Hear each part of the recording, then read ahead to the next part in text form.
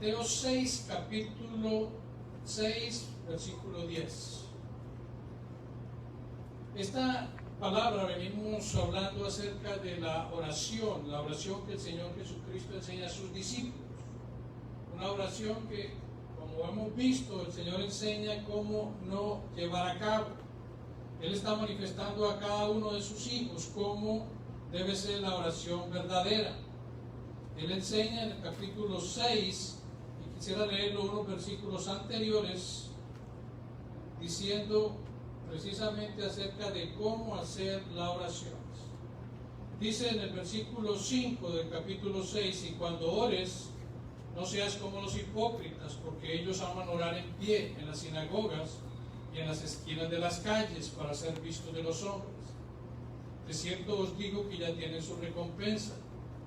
Mas tú, cuando ores, entra en tu aposento y cerrada la puerta, ora a tu Padre que está en secreto, y tu Padre que ve en lo secreto te recompensará en público. Y dice, y orando no uséis vanas repeticiones como los gentiles, que piensan que por sus palabrerías serán oídos.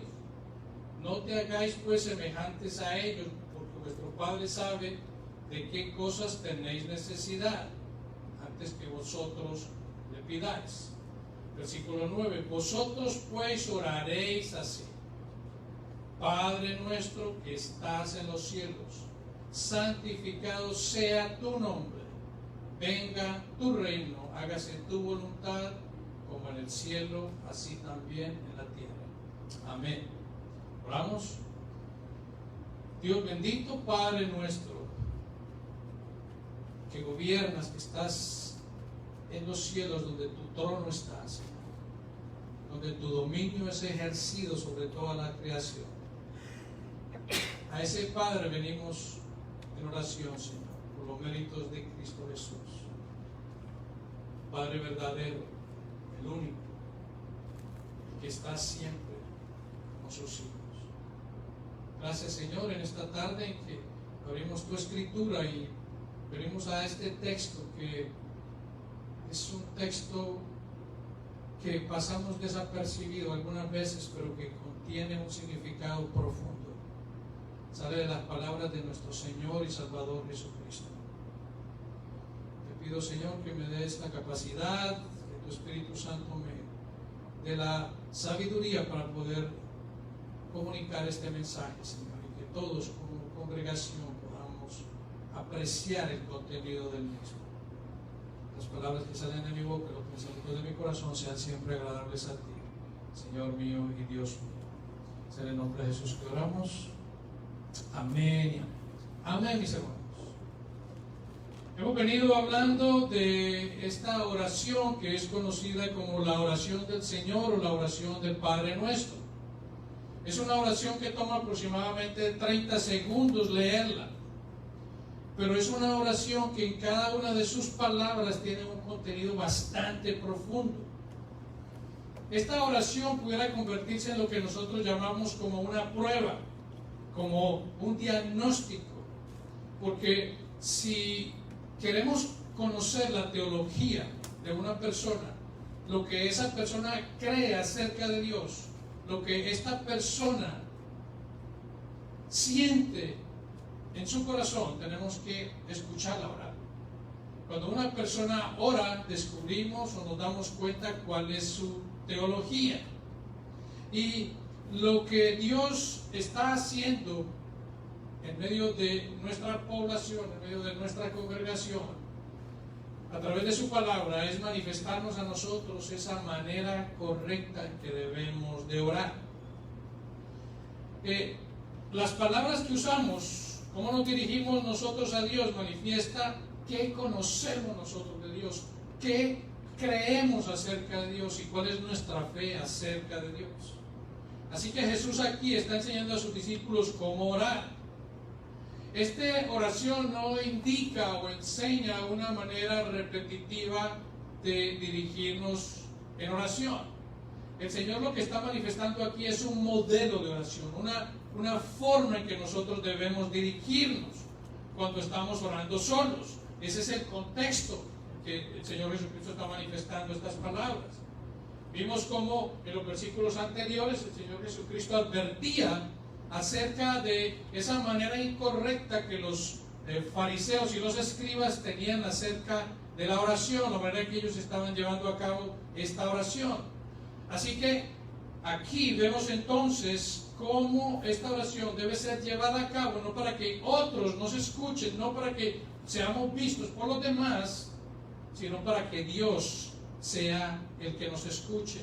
El Señor dice en el versículo 9 de Mateo 6, cuando oren, oren así: Padre nuestro que estás en los cielos, santificado sea tu nombre.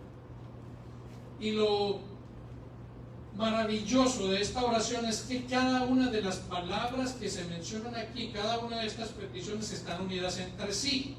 Y para poder entender la oración tenemos que unir el conjunto de estas frases. Ellas van entrelazadas. Vemos la frase inicial de la oración, que es Padre nuestro que está en los cielos. Ese es el fundamento, esa es la base de cómo o por lo cual nosotros debemos orar. La palabra Padre tiene mucho significado. Recordamos que esta es una palabra que en el aspecto que Jesús la menciona, utiliza la palabra Abba, que esa palabra es una palabra de dirigirnos al Padre de una manera íntima, de una manera personal. Una palabra que escasamente se usa en el Antiguo Testamento. Y si se usaba en el Antiguo Testamento era con relación a Dios como creador, pero no de una manera íntima. Y Jesús en los 4 evangelios menciona esta palabra Padre aproximadamente 60 veces. Y Él nos enseña a nosotros, le da esa prioridad o le da ese derecho a sus hijos, de que como Él, como su verdadero hijo, se dirige al Padre, nosotros como hijos adoptivos podamos también dirigirnos al Padre de la misma manera. Padre nuestro, Abba Padre, Padre querido, papito, en esa confianza ante un Dios todopoderoso. Así que esto significa que la oración de Jesús que agrada al Señor es con una conciencia de que tenemos un Padre querido. Pero es también fundamental que, al igual que la razón por la que hacemos nuestras peticiones, es para que su nombre sea santificado. Santificado. Esta no es una conversación entre iguales. Esto no es un diálogo con cualquier persona. Debemos recordar que estamos dirigiéndonos al Creador del universo y nosotros somos las criaturas. Nos dirigimos al Creador como Padre, Padre que es Abba. Una oración para que en todo tiempo toda persona quien tiene a Dios como Padre santifique su nombre. Ese es el propósito de esta oración, que santifiquemos al Padre. Y aquí entonces tenemos la base de la oración. Aquí comienza el cimiento, el fundamento de la oración. Y si nosotros construimos una vida de oración sobre esto, estaremos agradando al Señor. De esa manera es que el Señor Jesucristo nos lo explica. Es algo en lo cual tenemos que trabajar constantemente. Y la verdad es que una de las maneras donde su nombre pudiera ser visto santo es en la santidad de aquellas personas que se dirigen al Padre en oración. Esa es una de las grandes maneras. La santidad debe hacerse manifiesta en nosotros, en la gente de Dios, en la iglesia, en el mundo. Y cuando tenemos en mente que su nombre sea santificado, entonces pasamos a la segunda petición. Versículo 10 de Mateo 6. Venga tu reino. Y continúa diciendo, hágase tu voluntad, así en el cielo como en la tierra. En esta tarde vamos a dedicarnos a la primera parte de este versículo 10. Venga tu reino. Y en la forma hebrea es una extensión de santificado sea tu nombre. Venga tu reino es una frase que es tan familiar para nosotros que definitivamente pasamos rápidamente sin pausar y pensar qué es lo que significa para nosotros orar que el reino de Dios venga. Lo pasamos por alto. Y aquí dice tu reino. Y esto es importante porque aquí no está diciendo el reino o un reino, está diciendo tu reino, o sea, el reino de Dios. El reino de Dios. A través de la historia hemos visto monarquías, hemos visto reyes, hemos visto reinas, hemos visto príncipes. Pero este es un reino específico. Un reino que no es un reino territorial, un reino que no es un reino geográfico. Este reino es el reino de Dios, no es un lugar. Y la expresión el reino de Dios o el reino de los cielos en el Antiguo Testamento tiene varios aspectos. En el más amplio de los aspectos y comprensible aspecto es el gobierno soberano de Dios sobre todas las cosas. El gobierno soberano de Dios sobre las naciones, sobre toda la humanidad, sobre toda la creación, por el solo hecho de que Él es el Rey soberano. Él es el Rey que gobierna. Su dominio y su poder lo gobierna absolutamente todo. O sea que, en un sentido general, el reino de Dios es un dominio, es un gobierno, es su poder gobernando absolutamente todo. Salmo 45:6 dice: tu trono, oh Dios, es eterno y para siempre. Cetro de justicia es el cetro de tu reino. Y esta palabra cetro es un símbolo de poder, un símbolo de reino. O sea que aquí nos está diciendo que el trono de Dios es eterno y es para siempre. Él gobierna desde el comienzo hasta la eternidad. Él es el Rey soberano por los siglos. Salmo 47:2. Porque Jehová el Altísimo es temible, Rey grande sobre toda la tierra. Y Dios reina sobre las naciones. Dios está sentado en su santo trono. Salmo 47:8. Reinó Dios sobre las naciones, se sentó Dios sobre su santo trono. Y el Señor reina, Él está vestido de majestad, Él está vestido de ese poder, de esa investidura de gobierno que es absolutamente soberana. Salmo 93:1. Jehová reina, se vistió de magnificencia. Jehová se vistió, se ciñó de poder. Afirmó también el mundo y no se moverá. Firme es tu trono desde entonces, tú eres eternamente. O sea que estamos viendo que no es cualquier reino, no es cualquier gobierno, no, es el gobierno absolutamente de Dios, su soberanía demostrada en cada aspecto de la creación. Ese es el gobierno de Dios, soberano absolutamente sobre todo. En el Antiguo Testamento es bastante claro que Dios es la autoridad soberana de todas las cosas.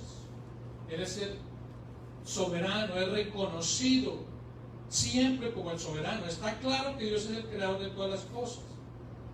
Y Dios establece un reino en el Antiguo Testamento, que es el establecimiento del reino de Israel, la nación con la cual Él ha hecho este pacto. Cuando Israel exigió tener un rey, que vimos al rey Saúl, después vino el rey David, estos reyes gobernaban sobre esta nación, pero el rey verdadero, el rey absoluto, es Dios, es Dios. Cuando Israel entonces exigió estos reyes sí tenían ese dominio sobre el territorio palestino, pero Dios era el que su soberanía gobernaba incluso sobre estos reyes, gobernaba sobre el territorio de Israel, gobierna sobre el territorio mundial y sobre las galaxias. En el Antiguo Testamento Dios declara su propósito para establecer a Israel como un reino de sacerdotes. Éxodo 19:6. Y vosotros me seréis un reino de sacerdotes y gente santa. Un reino con sacerdotes, un reino de sacerdotes, pero el Rey Supremo es Dios. Estos sacerdotes que serían los mediadores, esos mediadores entre Dios y los hombres. Ese es el reino que Dios crea inicialmente con el pueblo de Israel. entre el final del Antiguo Testamento y el comienzo del Nuevo Testamento, vemos nosotros que la nación de Israel tuvo unos altibajos, fue oprimida, fue invadida. En el momento en que Jesús está, Roma era la que tenía gobernada, tenía oprimida la nación de Israel, la había conquistado. O sea que ahora el poder de ese gobierno estaba bajo el dominio imperial romano. Y el único rey que Israel conocía en ese momento era el rey que el César había puesto. Es el rey que ellos habían colocado. Ahora ellos no son un reino soberano, lo que ellos tienen ahora es un rey que oprime, un rey romano que está oprimiendo a la nación de Israel. Entonces ahora el pueblo ora porque el reino sea restablecido en Israel. El Antiguo Testamento contenía muchas promesas con respecto a la victoria que traería el Mesías cuando él llegara. Desafortunadamente, estas profecías fueron malentendidas por los judíos. Este malentendimiento de las profecías que tenían los judíos acerca del Mesías cuando viniera, era un rey que con poder, con fuerza, pondría a un lado esta nación opresora y crearía una nación basada únicamente entre el pueblo israelita. Ese era el pensamiento. Incluso para los judíos de aquel tiempo, incluyendo los discípulos, esto era algo que lo tenían mal comprendido. Cuando venimos entonces al Nuevo Testamento, una y otra vez vemos la referencia del reino de Dios. En Mateo 3, vemos que Juan el Bautista dijo: arrepentíos porque el reino de los cielos se ha acercado. Mateo 3:2. Y lo que está diciendo aquí Juan el Bautista es que el Mesías había llegado, el Mesías estaba presente entre nosotros, el reino de los cielos se había acercado. Ese reino prometido por Dios estaba presente en la persona de Jesús. Los discípulos de Jesús asumen que parte de la misión del Mesías era traer nuevamente el restablecimiento del reino de Israel. Incluso después de la resurrección del Señor Jesucristo y antes de la ascensión, estos discípulos tenían una seria confusión acerca de ello. Y la evidencia lo vemos en el libro de los Hechos, Hechos 1:4. Dice la Escritura: y estando juntos, o sea, los apóstoles con Jesús, les mandó que no se fueran de Jerusalén. El Señor les dijo a los apóstoles que no se fueran de Jerusalén, sino que esperasen la promesa del Padre, la cual les dijo: oístes de mí. Porque Juan ciertamente bautizó en agua, mas vosotros seréis bautizados con el Espíritu Santo dentro de no muchos días, les dice el Señor Jesucristo. Entonces los que se habían reunido con él le preguntaron diciendo: Señor, ¿restaurarás el reino a Israel en este tiempo? Aún sus discípulos tenían una confusión acerca del restablecimiento del reino. Y esa pregunta pareciera ser ilógica para nosotros, porque tenemos el contenido de la Escritura y sabemos lo que verdaderamente significa lo que el Señor estaba diciendo. Pero en ese momento para los discípulos era algo que tenía sentido. Ellos tenían perfecta lógica en hacerlo, porque era una pregunta que salía de cada uno de ellos. O sea que después de la cruz y la resurrección, ahora los discípulos dicen: nosotros sabemos que parte de la venida del Mesías, y nosotros creemos, Señor, que tú eres el Mesías, es que ibas a restaurar el reino. Entonces, ¿cómo o cuándo, Señor, vas a venir tú, te vas a presentar delante del César y le vas a decir verdaderamente quién es el rey aquí? En otras palabras, eso era lo que los discípulos le estaban preguntando al Señor. ¿Restaurarás el reino de Israel en este tiempo? Pero Jesús, de una manera amorosa, le responde diciendo, versículo 7: no os toca a vosotros saber los tiempos o las sazones que el Padre puso en su sola potestad. La Biblia de las Américas dice: la que el Padre ha fijado con su propia autoridad. A ustedes no les corresponde eso. Eso es algo que el Padre ya fijó con su poder y su autoridad. Eso a ustedes no es algo que tengan ustedes que saberlo en este momento. Entonces le dice en el versículo 8: pero recibiréis poder cuando haya venido sobre vosotros el Espíritu Santo, y me seréis testigos en Jerusalén, en toda Judea, en Samaria y hasta lo último de la tierra. O sea que lo que les está diciendo el Señor Jesucristo, en otras palabras, es: la visión que ustedes tienen del reino está corta. Es muy poca la que ustedes tienen. Ustedes están preocupados por el establecimiento del reino en esta nación, en este territorio israelita. Pero la visión, pues parafraseando las palabras que Jesús hubiera estado diciendo a los discípulos, mi visión es que este reino avance a toda lengua, a toda tribu y a toda nación. En pocas palabras es lo que le está diciendo.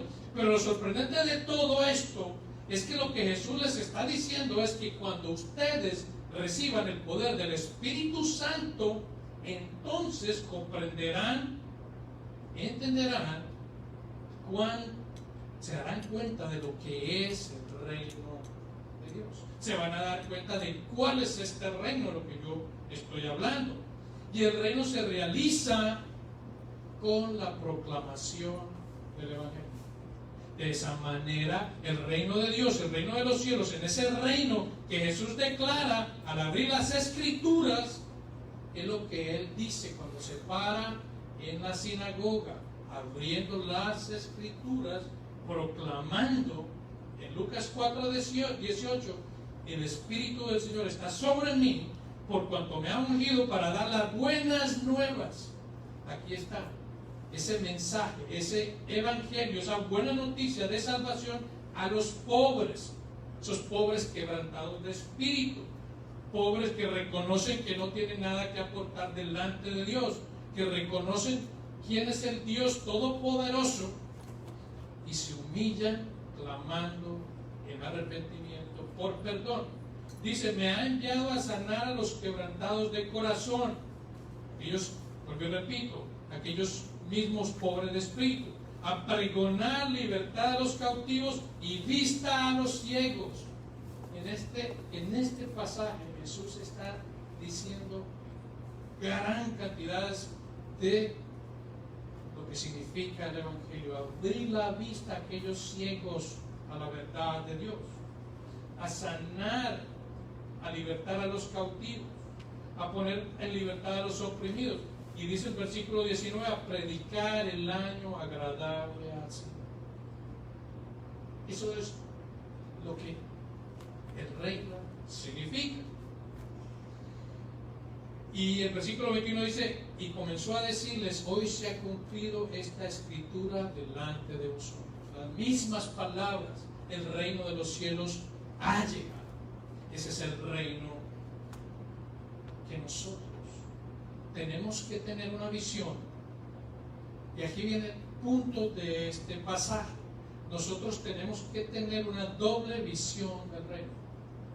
Eso es lo que en la teología llaman el ya, pero no todavía. Already but not yet, en inglés. Nosotros sabemos que el reino ya está aquí. Juan el Bautista tenía razón cuando él dijo: el reino de los cielos se ha acercado. Cuando Jesús llegó, el reino de los cielos llegó. Dios es el Rey celestial que gobierna con poder y que demuestra su señorío gobernando a través de su Hijo. O sea que el reino de Dios fue manifestado a nosotros en la encarnación de Jesucristo. El Evangelio es sobre todo el anuncio de que el gobierno prometido de Dios ahora ha comenzado en y a través de la obra de Jesús. El reino de Dios ha comenzado en y a través de la obra de Jesús, específicamente en su vida, muerte y resurrección. Además sabemos también que el reino de Dios es futuro. un reino que será consumado en la segunda venida del Señor Jesucristo. Él mismo dijo en Mateo 25:31: cuando el Hijo del Hombre venga en su gloria y todos los santos ángeles con él, entonces se sentará en su trono de gloria. Este es el reino consumado, cuando Él regrese por segunda vez.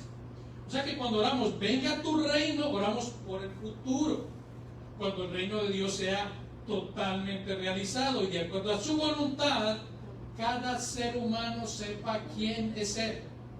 Cada ser humano reconozca que Él es el soberano del universo.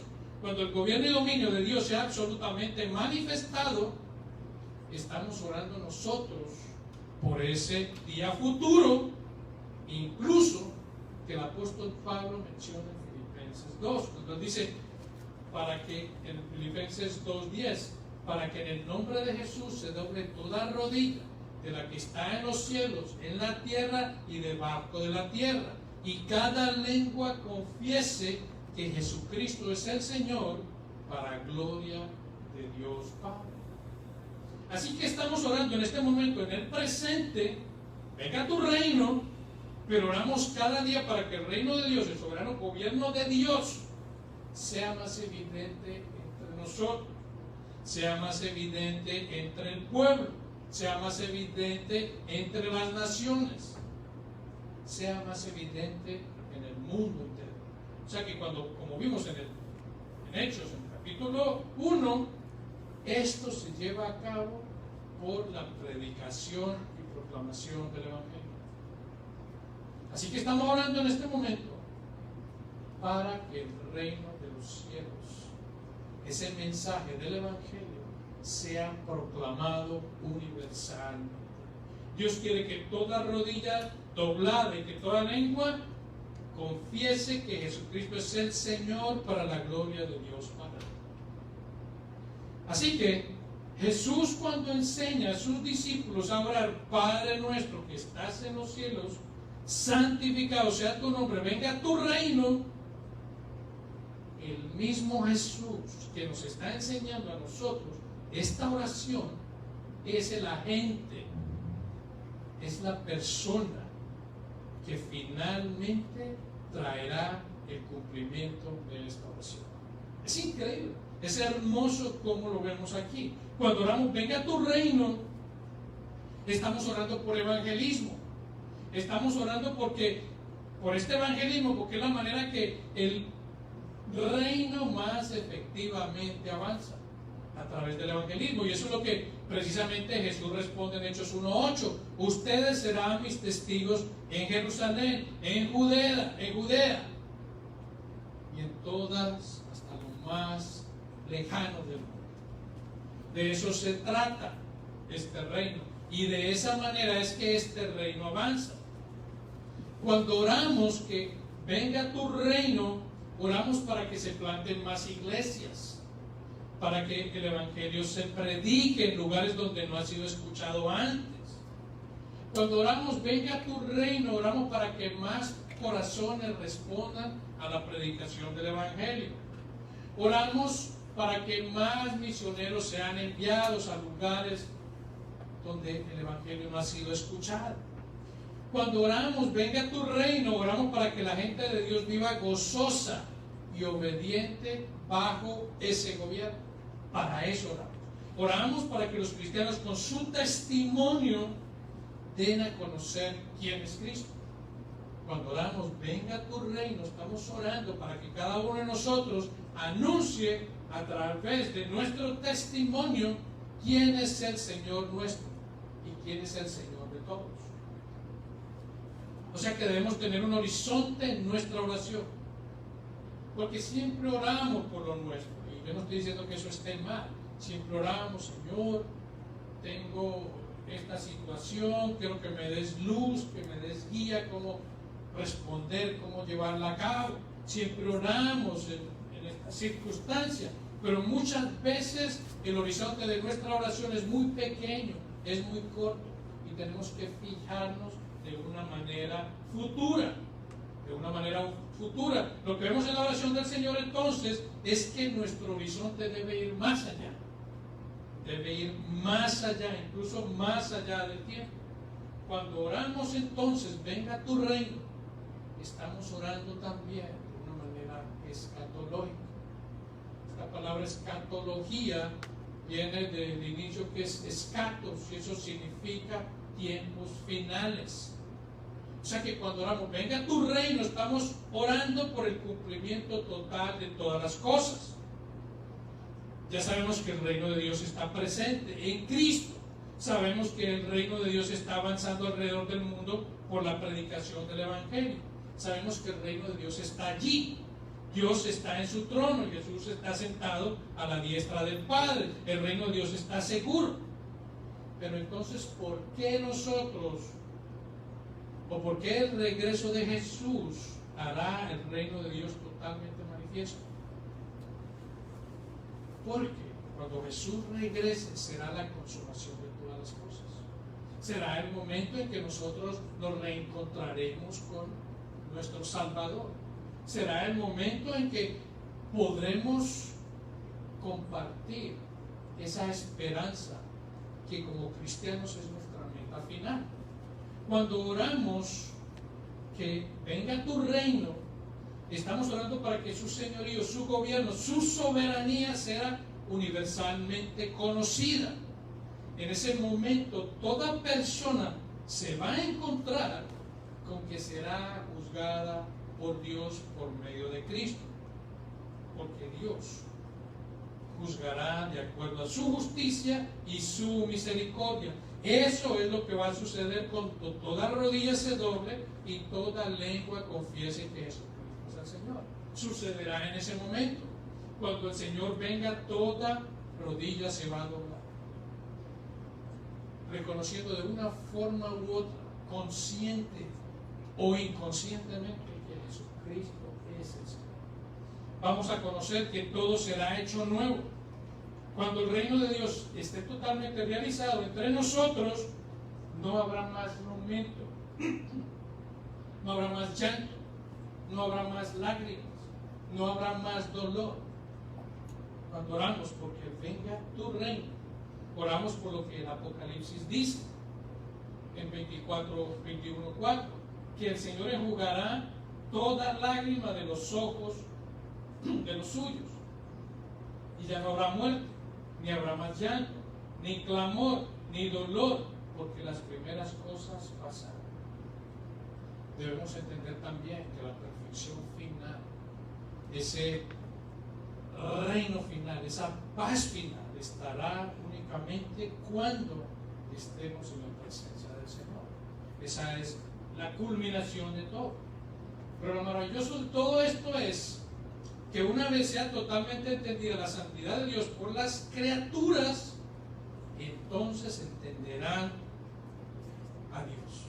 Cuando la santidad de Dios sea reconocida por todas las criaturas, entonces entenderán a Dios. Incluso aquellos condenados estarán de acuerdo de la justicia de Dios en su condenación. Las personas, al conocer la justicia y la santidad de Dios, incluso siendo condenadas, no van a refutar el hecho de que son condenadas, porque entenderán la santidad, la perfección de Dios. En ese día nadie va a quejarse contra el rey, nadie va a decir que el rey es arbitrario o que el rey es injusto. Reconocerán que su justicia es perfecta. En ese día todos dirán que el rey es completamente justo y que a la misma vez es el rey misericordioso. O sea que esta oración del Señor nos hace ver la prioridad de nuestra vida. Esta oración del Señor, venga tu reino, y en el contexto en general, en su contenido completo, nos hace a nosotros ver cuál es la prioridad en nuestra oración, cuál es la prioridad que nosotros debemos tener. Así que antes de pedir el pan nuestro de cada día, oramos porque su reino venga. Es maravillosa la forma en que el Señor manifiesta cómo se debe hacer esta oración. Primero tenemos que enfocarnos en cuál es la prioridad principal. Que el nombre del Señor sea santificado, que su reino venga. Y como veremos la próxima semana, que se haga su voluntad. Una voluntad que está ya declarada por Él. Una voluntad que está decretada por Él. O sea que, entonces, en esta oración, cuando oramos, venga tu reino, estas palabras deben recordarnos el hecho de que lo que finalmente buscamos es la total manifestación del gobierno de Dios. Es una realidad. No empezamos con nuestras necesidades. Y pues nosotros tenemos la tendencia a hacerlo cuando oramos. Comenzamos con venga tu reino. Y es importante recalcarlo porque nosotros siempre nos vemos tentados a comenzar por lo nuestro. Pero no, hay un orden en esta oración. Vuelvo y repito, no es una repetición de lo que el Señor nos dice, que es hermoso conocerla, es hermoso repetirla, pero este es un modelo de oración. Debemos entonces anhelar que su reino venga y mientras tanto debemos trabajar duro para ese día. Esa es una labor que nos corresponde a cada uno de nosotros como sus hijos. Jesús dijo en Lucas 9:62, nadie que poniendo su mano en el arado mira hacia atrás es digno del reino de los cielos. Debemos trabajar, debemos avanzar, no podemos mirar hacia atrás. Y es lo que vemos muchas personas que están caminando en el Señor y muchas veces piensan en lo anterior, como el pueblo de Israel. Estábamos mejor en Egipto, teníamos mejor comida, estábamos sí de pronto en alguna situación de esclavitud, pero estábamos viviendo más cómodos, teníamos un estilo de vida más agradable, y muchos pudieron decir éramos más felices en aquel tiempo. Pero el Señor está haciendo manifiesto claramente que el que pone su mano en el arado y mira hacia atrás no es digno del reino de los cielos. Es una gran realidad.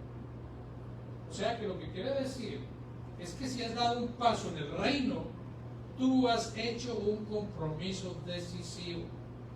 Tú no debes estar viendo hacia atrás aquellas cosas anteriores, sino que estés comprometido.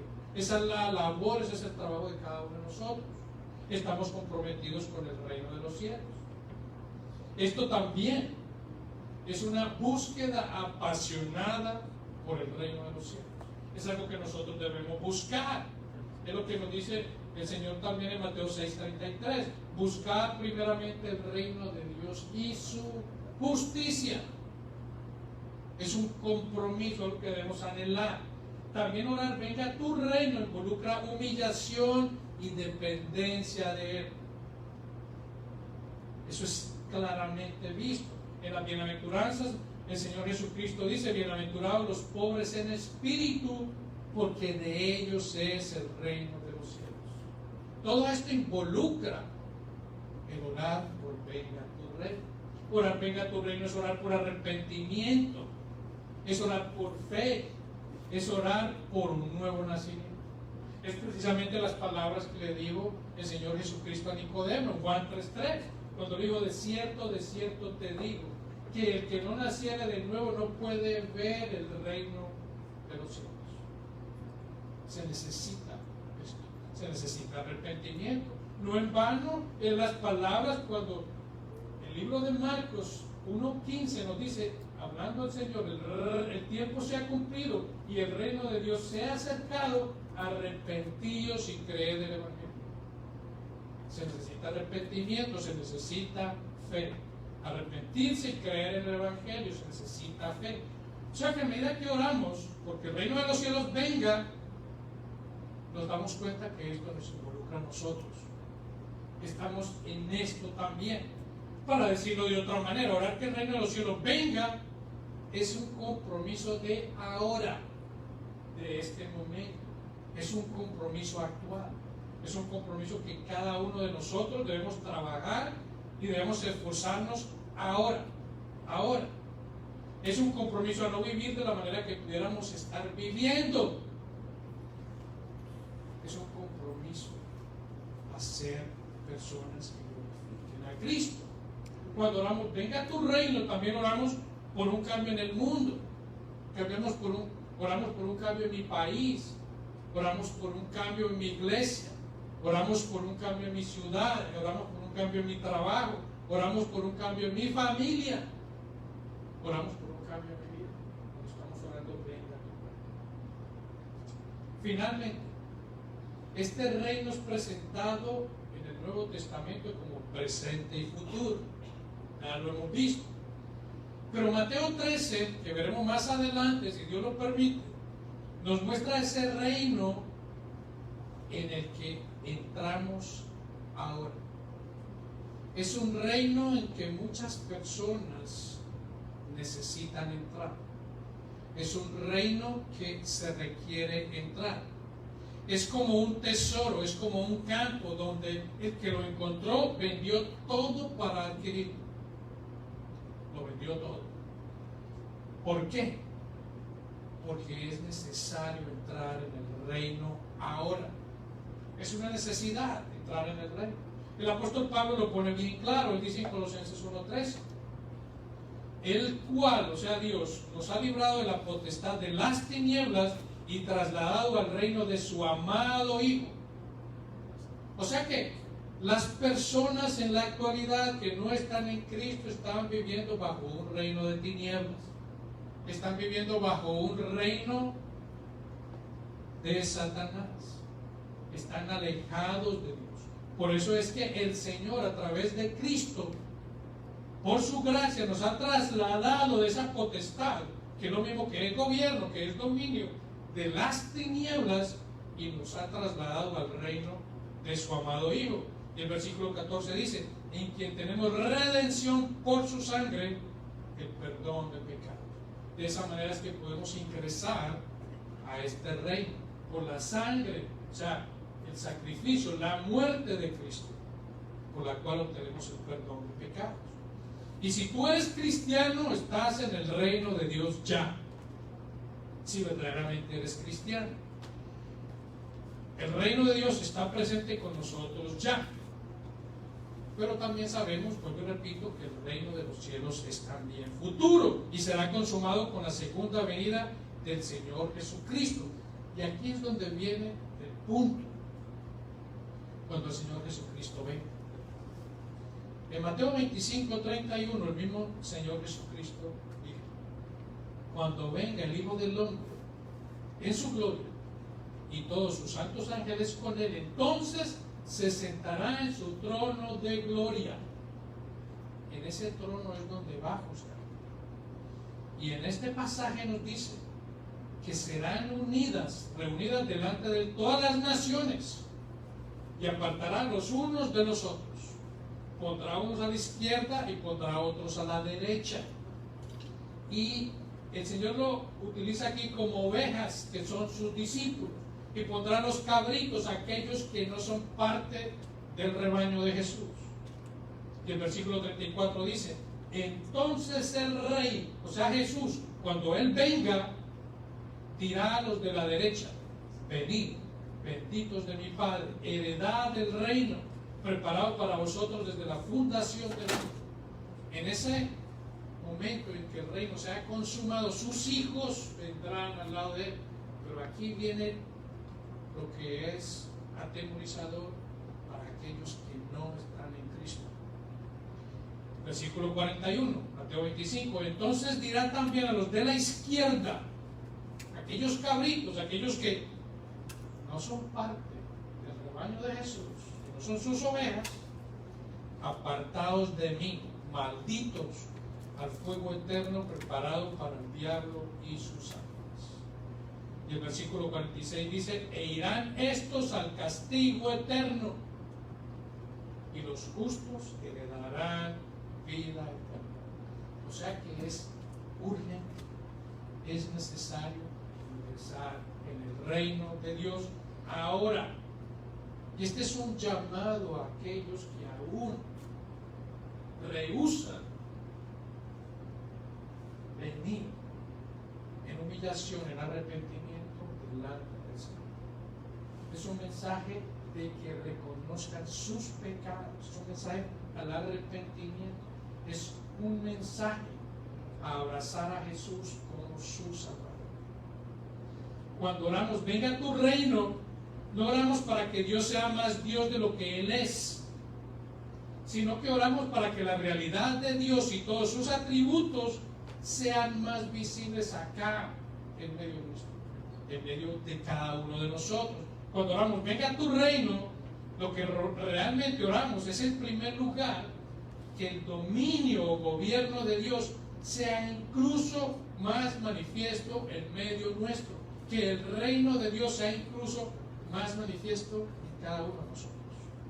Cuando oramos, venga tu reino, oramos para que ese reino podamos nosotros apreciar, podamos vivir, podamos hacerlo visible con gozo a todas las personas.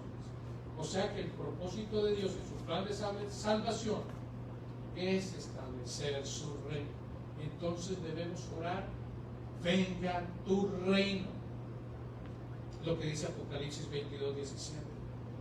Y el Espíritu y la esposa dicen, ven. Y el que oye diga, ven. Y el que tiene sed, venga. Y el que quiera, tome del agua de la vida gratuitamente. Amén. Esa es la verdad. Eso es la que, ven Señor, esa es la palabra Maranata. Ven Señor. Versículo 20 de Apocalipsis 22. Sí, ven Señor Jesús. Amén. Amén. Amén, amén. Ese es nuestro deseo. Que el Señor venga. Que el Señor encuentre fe en cada uno de nosotros. Que el Señor pueda ver que ese reino de Él es manifiesto a través de cada uno de nosotros. Esforcémonos por esa realidad. Esforcémonos por seguir adelante, proclamando, manifestando ese reino de Dios que comenzó en su venida de Jesucristo y se culminará en su segundo regreso, donde vendrá a juzgar y tomará a los suyos, a los de la derecha, y les dirá, benditos míos, y a aquellos de la izquierda que no esperen al rey irán a condenación. Amén. Oramos, mis hermanos. Bendito Señor, Dios Todopoderoso, Padre nuestro, Abba Padre, venimos delante de ti, Señor, con el único propósito de que a través de nuestras vidas, a través de nuestro testimonio, podamos santificar tu nombre que es santo por siempre. Nuestra oración no aumenta más santidad a la que tú tienes, porque tú eres santo por siempre, Señor. Pero nuestra manera santa de vivir hará manifiesto que tu reino está en nosotros. Ese reino que hemos sido receptores por tu gracia y bondad, Señor.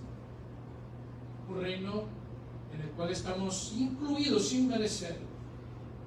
Un reino que estamos siendo partícipes por tu gracia salvadora, Señor. Un reino que estamos siendo receptores por la gracia y el sacrificio perfecto de Cristo Jesús, que en su bondad, en su misericordia, en su amor, en la obediencia a ti, oh Padre, decidió venir a este mundo y dar su vida en la cruz por aquellos que ponen su fe. Gracias, Señor. De verdad que es hermoso, Señor. Es grandísima esta oración del Señor, que deseamos hacerlo manifiesto cada vez que entramos en ese lugar secreto a comunicarnos contigo, Señor. Que nuestros corazones se aviven, Señor. Danos ese deseo por ti, Señor. Que podamos hacer evidente ese reino donde quiera que vayamos. Que ese favor y ese gozo que sentimos por tu gracia en nuestras vidas reconociendo la gran obra que has hecho por medio de Cristo en cada uno de nosotros, vamos a manifestarla a todas las demás personas. Que iglesias sean plantadas, Señor, que misioneros puedan ser enviados, que en nuestros hogares, en nuestras familias podamos proclamar ese reino que está en medio nuestro, pero que también podamos proclamar la necesidad de entrar en ese reino, de la urgencia que hay, para que podamos en aquel día que tú regreses por segunda vez ser llamados por ti, ser abrazados por ti, llevados de tu mano a ser partícipes de esa gloria eterna. Porque una negación, un rechazo, un desánimo, un no anhelo del reino de los cielos llevará a una terminación de castigo eterno. Señor, que tu gracia, tu favor, tu poder, tu reino celestial, tu dominio pueda ser conocido en todas las naciones, en el mundo entero, que el mundo entero pueda reconocer tu santidad y puedan ver nuestra condición pecaminosa y clamar a ti por salvación. Ese es el mensaje. Que podamos ser esos heraldos, que podamos ser esos evangelistas, que podamos ser esas personas que comuniquemos esa verdad. Solamente lo podemos hacer por tu favor, por tu ayuda, por tu Espíritu, Señor. Equípanos a todos para llevar esta labor de proclamar tu reino donde quiera que vayamos. Pedimos tu bendición, Señor. Pedimos la paz que solamente tú das, orando siempre por el poder de tu Espíritu en el santo nombre de Jesús. Amén.